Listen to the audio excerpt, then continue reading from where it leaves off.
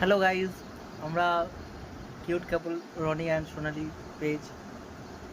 আজকে আমরা বউ খুব রেগে গেছে। ওই বেরানোর আগে একটু ছোটোখাটো ফ্যামিলি ঝামেলা হয়ে গেছে। তো এই দেখো আপাতত ওর মুখের এক্সপ্রেশনটা।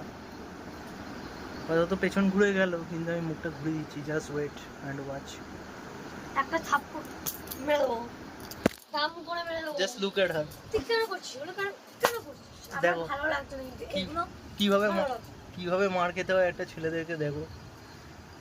আর ছেলেগুলো যখন মারে, ছেলেগুলো তো এরকম মারতে পারে না, ছেলেগুলো তো মুখের মধ্যে মারে। তোমাদের বউ কি এরকম করে? এবার জানিও কিন্তু।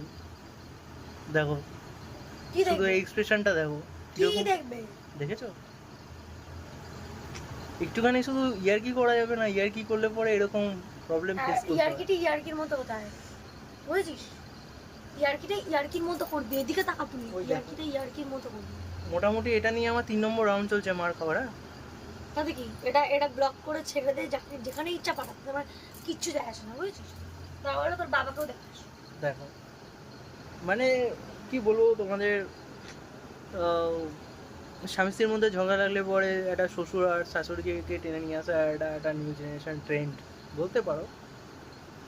আবার রেগে আমার গেছে। ভালো লাগছে না। তোকে আমি ডিভোর্স দেবো। যা, সব কথার এক কথা ডিভোর্স। কি বলবো, আর কিছু বলার নেই, তোমরাই বলো।